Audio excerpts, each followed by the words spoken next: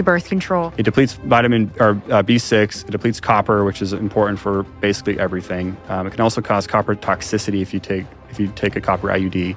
And so it kind of creates a different problem. Because people think that's like the non-hormone, but that causes different issues. It's a different type of problem. Ovulation is like the peak of your cycle, right? Like that's when you feel your best. And so if you're taking that out, you're kind of like neutralizing the peak feeling of a female. And like that to me is just like criminal. I don't know why we're doing that. But people do it because they have crazy bleeding or they have terrible symptoms, PMS. And so like it helps them short term, but then it starts creating more problems and they get like a hysterectomy down the road because they have all these other issues like, fibroids and endometriosis, and it's like, well, I guess it's just genetic or whatever. But the reality is it probably started back when they got birth control and they never fixed the problems that they were doing to themselves or that they were exposed to, and then they just kind of create this vicious cycle.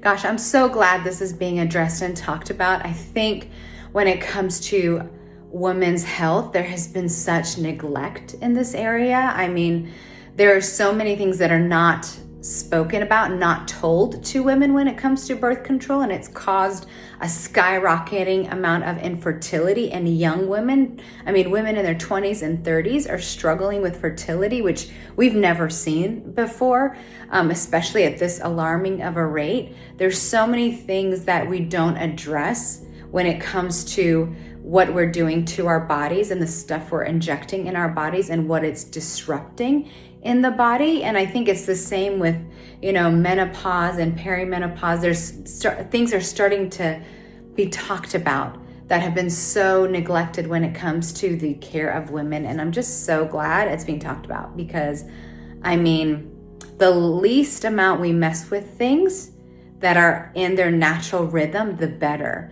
And I know it is hard because of the toxic world that we live in and all the toxins in our food and in our environment. It really disrupts our bodies, but it was never meant to be that way. Like man did that. People are not forthcoming with side effects because there's too much money to be made. There's too much control to have. And so when it comes to a lot of these medical interventions, and they can be great, and I'm not knocking them at all, but I think there's so much truth that is withheld. So I'm so glad this is being talked about and addressed. It really needs to be. Hey, if you like what I'm putting out there and you don't want to miss my new videos, I would so appreciate if you would follow, if you would share, if you'd subscribe.